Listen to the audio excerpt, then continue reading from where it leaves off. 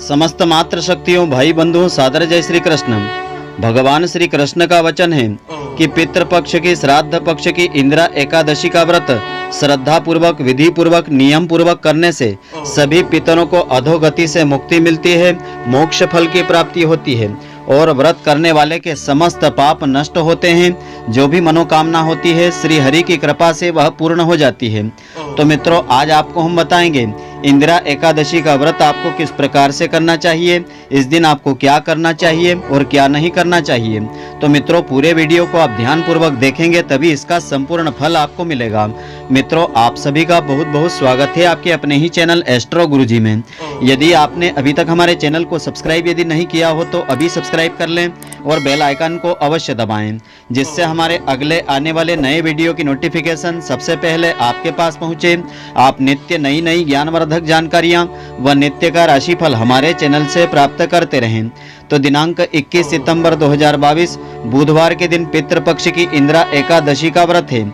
यह व्रत श्रद्धा पूर्वक नियम पूर्वक जो भी स्त्री पुरुष करते हैं उनके सभी पितरों को मोक्ष फल की प्राप्ति होती है और उनके सभी समस्त पाप जल करके नष्ट हो जाते हैं। तो भगवान विष्णु जी की कृपा और पुण्यों का संचय करने के लिए एकादशी का व्रत किया जाता है। व्रत और उपवास में अंतर होता है। किसी भी व्रत में प्रचलित परंपरा के अनुसार सागार फलाहार आदि लिए जा सकते हैं, परंतु उपवास अधिकतर निराहार किया जाता है। तो त्रिस्पर्शा और पक्षवर्धिनी एकादशी अधिक महत्वपूर्ण एवं फलों को देने वाली मानी गई है। इसी प्रकार यदि 10वीं तिथि को दिन में या रात में एकादशी तिथि हो तो द्वादशी युक्त एकादशी का व्रत करना सबसे उत्तम माना गया है। भगवान महादेव ने पक्षवर्धिनी एकादशी का महत्व श्री नारद जी को सुनाया था कि यदि अमावस्या अथवा पूर्णिमा 8 दंड की रहे और दिन रात अविकल रूप से रहे तथा दूसरे दिन प्रतिपदा में उसके कुछ अंश चले जाए तो उस पक्ष की एकादशी पक्षवर्धिनी एकादशी मानी गई है। इस एकादशी का व्रत अधिक पुण्य को देने वाला और फलों को देने वाला माना गया है। तो जो भी भक्त श्रद्धालु स्त्री पुरुष पक्षवर्धिनी एकादशी का महात्मा सुनते हैं या पढ़ते हैं वे उस पुण्य के भागी हो जाते हैं। इस पक्षवर्धिनी एकादशी के समान ही त्रिस्पर्शा एकादशी के व्रत का वर्णन धर्म ग्रंथों में किया गया है। यदि किसी एक तिथि के दिन एकादशी और द्वादशी तिथि भी हो तथा उस रात्रि के अंतिम प्रहर में त्रयोदशी तिथि आ जाए तो ऐसी एकादशी त्रिस्पर्शा एकादशी कहलाती है। इसका व्रत करने से अनंत गुना फलों की प्राप्ति होती है। तो शास्त्रकारों ने व्रत का स्तर अलग अलग प्रकार से बताया है। आप अपनी श्रद्धा भक्ति के अनुसार जो भी संभव हो आप कर सकते हैं। तो पहला बताया है निर्जल व्रत, दूसरा उपवास व्रत होता है जिसमें केवल एक बार अन्न रहित दुग्धादि पेय पदार्थ ग्रहण करना होता है। चौथा नक्त व्रत, दिन भर उपवास रख करके रात्रि में फलाहार करना होता है। और पांचवा है एक भुक्त व्रत, किसी भी एक समय एक बार फलाहार लेना होता है। तो अशक्त, वृद्ध, बालक और रोगी जो भी यह व्रत नहीं कर सके यथासंभव अन्न आहार का परित्याग तो एकादशी तिथि के दिन कर ही देना चाहिए। तो वर्तमान समय में सांसारिक मनुष्य की स्वाभाविक प्रवृत्ति भोग विलास आनंद पूर्ण जीवन की ओर ज्यादा रहती है। अतः इस मनोवृत्ति को सीमित करते हुए सत्कर्म में ईश्वर आराधना में नियमित संलग्न रहना ही व्रतों का ध्येय होता है। तो अपनी लगन परिश्रम और ईमानदारी से दैनिक कार्यों को धर्म और कर्तव्य परायणता से करते रहना चाहिए। मन वचन और कर्म से मन में भगवान को साक्षी मान करके अच्छे कर्म ही करना चाहिए। एकादशी के धार्मिक व्रतों के उद्देश्य में यह अंतर्निहित है। इसी से सामाजिक मान सम्मान की प्राप्ति होती है, जगत में प्रसिद्धि मिलती है, यश मिलता है और संपन्नता में वृद्धि होती है।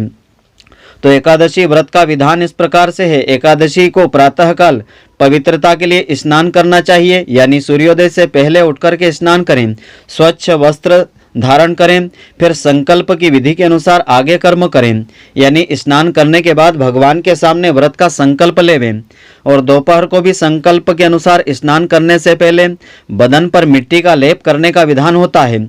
और इस प्रकार से आपको प्रार्थना करना चाहिए कि हे वसुंधरे, तुम्हारे ऊपर अश्व रथ आदि चला करते हैं। भगवान विष्णु जी ने भी वामन रूप धारण करके तुम्हें अपने पैरों से नापा था। तो हे मृतिके, मैंने पूर्व काल में जो भी पाप कर्म किए हैं मेरे उस सभी पापों को दूर करने की आप कृपा करें। तो शास्त्रों के अनुसार द्वादशी की शाम से शास्त्रों के अनुसार दशमी की शाम से द्वादशी को दोपहर तक निराहार रहने और एकादशी की रात्रि को जागरण करने पर ही सभी एकादशियों के व्रत का पूरा पूरा फल मिलता है। जो एकादशी को निराहार रहते हैं परंतु रात्रि भर जागरण नहीं करते हैं, उनको व्रत का आधा फल प्राप्त होता है। जो व्यक्ति एकादशी को एक समय फलाहार करते हैं और रात्रि जागरण नहीं करते हैं, उनको मात्र 1/4 फल मिलता है। जबकि एकादशी के दिन अन्न खाना महापाप बताया है। तो व्रत रखने वाले स्त्री पुरुष को स्नान करने के बाद धूप दीप नैवेद्य से भगवान श्री हरि की पूजा करके रात्रि को दीपदान भी करना चाहिए। यह सब कार्य क्रोध लोभ मोह का परित्याग करके सत्कर्म भाव से करना चाहिए। इस दिन रात्रि को स्त्री सहवास नहीं करें, यानी ब्रह्मचर्य का पालन अवश्य करें, वरना इस व्रत का कोई फल प्राप्त नहीं होता है। तो झूठ बोलने वाले चोर पाखंडी परिस्त्रीगामी को यह व्रत नहीं करना चाहिए। भक्ति युक्त होकर के रात्रि में जागरण करें और अपनी अपनी शक्ति और श्रद्धा के अनुसार ब्राह्मणों को दक्षिणा देवें और प्रणाम करके उनसे त्रुटियों के लिए क्षमा याचना मांगे। तो जिस प्रकार कृष्ण पक्ष की एकादशी का व्रत करते हैं, ठीक वैसा ही शुक्ल पक्ष की एकादशी का व्रत करना चाहिए। पारण का विधान इस प्रकार से होता है। द्वादशी के दिन सबसे पहले भगवान की पूजा अर्चना करें और ब्राह्मणों को भोजन करवाना चाहिए। जो ऐसा करने में असमर्थ हो तो ब्राह्मण भोजन के निमित्त कच्चा सीधा सामान किसी मंदिर में देना चाहिए या सुपात्र ब्राह्मण को थाली में सजा करके श्रद्धा पूर्वक देना चाहिए। हरिवासर में भी पारणा करने का निषेध होता है। एकादशी के व्रत करने वाले मनुष्य यदि सभी नियमों का पालन कर सके तो वह व्रत उन्हें पूर्ण फलदायी सिद्ध होता है। तो श्रद्धा पूर्वक विधि पूर्वक व्रत करने से ही व्रत का पूरा पूरा फल प्राप्त होता है। जो लोग व्रत के नियमों का पालन नहीं करते हैं, उन्हें व्रत का फल प्राप्त नहीं होता है। तो एकादशी के दिन भगवान विष्णु जी की पूजा करें और अधिक से अधिक उनके नाम मंत्रों का जाप करें, भगवत गीता का पाठ करें अथवा विष्णु सहस्त्र नाम का पाठ करें। तो इससे एकादशी के व्रत का पूरा पूरा फल प्राप्त होता है। तो एकादशी तिथि के दिन भगवान श्री हरि की श्रद्धा पूर्वक पूजा आराधना करने के पश्चात एकादशी की व्रत कथा को श्रद्धा पूर्वक एकाग्र मन से श्रवण करना चाहिए। तो इंदिरा एकादशी की व्रत कथा इस प्रकार से है। इस कथा को इस दिन जो भी स्त्री पुरुष श्रद्धा के साथ श्रवण करते हैं, उनके सभी पितरों को मोक्ष फल की प्राप्ति होती है और उनके जाने अनजाने में उनसे जो भी पाप कर्म हो जाते हैं, वे सभी पाप जल करके भस्म होते हैं। तो कथा इस प्रकार से है। भगवान श्री कृष्ण जी ने कहा, हे युधिष्ठिर, इंदिरा एकादशी सभी पापों को नष्ट करने वाली तथा पितरों को अधोगति से मुक्ति दिलाने वाली तिथि होती है। तो प्राचीन समय की बात है कि सतयुग में महिष्मती नामक नगर में एक प्रतापी राजा इंद्रसेन राज्य करता था। वह प्रजा का उत्तम प्रकार से पालन पोषण किया करता था। उस राजा का यश सभी ओर फैला हुआ था। राजा पुत्र पौत्र धन धान्य से संपन्न था। वह भगवान विष्णु जी का परम भक्त भी था।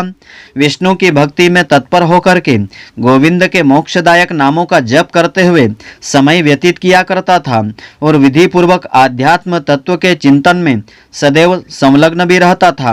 तो एक दिन जब राजा अपनी सभा में बैठा था तो आकाश मार्ग से महर्षि नारद जी पधारे। राजा और सभासद नारद जी को देख करके हाथ जोड़ करके खड़े हो गए। विधि पूर्वक उच्च आसन और अर्घ्य उनको दिया गया तथा नारद जी की पूजा करी। तब आसन पर बैठ करके मुनि ने राजा से पूछा कि हे राजन, आपके राज्य के सातों अंग कुशल पूर्वक तो हैं, तुम्हारी बुद्धि धर्म और तुम्हारा मन विष्णु जी की भक्ति में तो रहता है। तो देवर्षि नारद की ऐसी बातें सुनकर के राजा ने कहा कि हे महर्षि, आपकी कृपा से मेरे राज्य में सब सकुशल है तथा मेरे यहाँ यज्ञ आदि कर्म हो रहे हैं। हे देव, अब आपकी क्या आज्ञा है?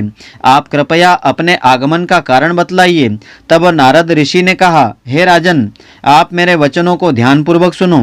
मेरी बात आश्चर्य में डालने वाली है कि मैं ब्रह्मलोक से यमलोक को गया था। उसी समय यमराज की नगरी में मैंने महान ज्ञानी ध्यानी और धर्मात्मा तुम्हारे पिता को यमराज की सभा में देखा था।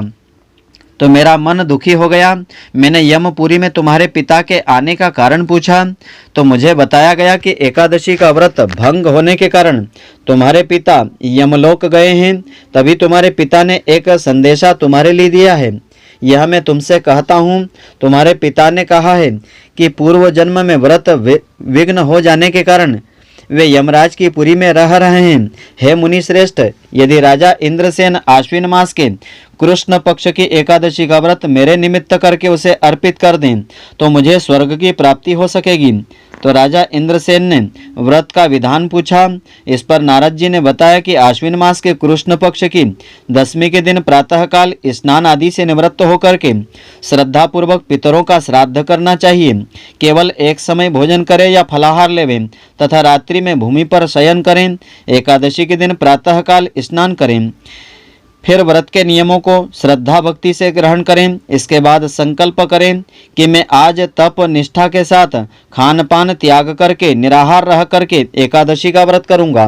हे पुंडरीकाक्ष, मेरे संकल्प की आप रक्षा करें। इस प्रकार नियम पूर्वक शालिग्राम जी की मूर्ति स्थापित करके उसके आगे विधि पूर्वक श्रद्धा व सत्कार से योग्य ब्राह्मणों को फलाहार करवा करके दक्षिणा देवे। पितरों के श्राद्ध में पितरों को दिए हुए अन्नमय पिंड को गाय को खिला देवे। फिर धूप दीप गंध पुष्प अक्षत नैवेद्य आदि से ऋषिकेश भगवान का पूजन करें। रात्रि में उनके समीप दीप जलावें और जागरण करें। इसके पश्चात द्वादशी तिथि के दिन प्रातःकाल होने पर भगवान का पूजन करके ब्राह्मणों को भोजन करावें। हे राजन, यह सब इंदिरा एकादशी के व्रत की विधि है। तो नारद जी ने कहा कि हे राजन, इस विधि से इस एकादशी का व्रत तुम करो। जब पिता को मिलने हेतु इस व्रत का पुण्य श्रद्धा भक्ति से पिता को अर्पित करने की तुम प्रार्थना करोगे तो तुम्हारे पिता स्वर्गलोक को चले जाएंगे। यह सब बतला करके नारद जी फिर वहीं अंतर ध्यान हो गए। भगवान श्री कृष्ण ने आगे कहा, हे धर्मराज युधिष्ठिर, तब नारद जी के कथन अनुसार राजा इंद्रसेन ने अपने बांधवों तथा राजपुरोहित और प्रजाजन सहित एकादशी के आने पर विधिवत इस व्रत को किया।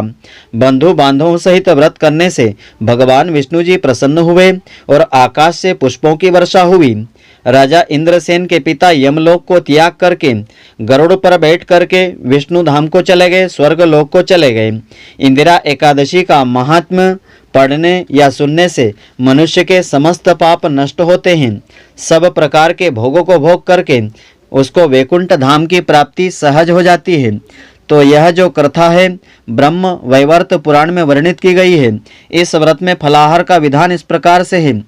इस दिन तिल गुड़ का सागार प्रातःकाल लेना चाहिए। इसमें तिल गुड़ से बने हुए पदार्थ, दूध, फल, मेवा आदि का सेवन कर सकते हैं। तो मित्रों, आशा करता हूँ कि आपको हमारी यह ज्ञानवर्धक जानकारी पसंद आई होगी। यदि आपको पसंद आई हो तो आप हमारे वीडियो को लाइक व अधिक से अधिक मित्रों और रिश्तेदारों के साथ शेयर अवश्य करें, जिससे कि इसका पुण्य फल आपको भी मिलता रहे। धन्यवाद। जय श्री कृष्ण मित्रों, फिर मिलेंगे।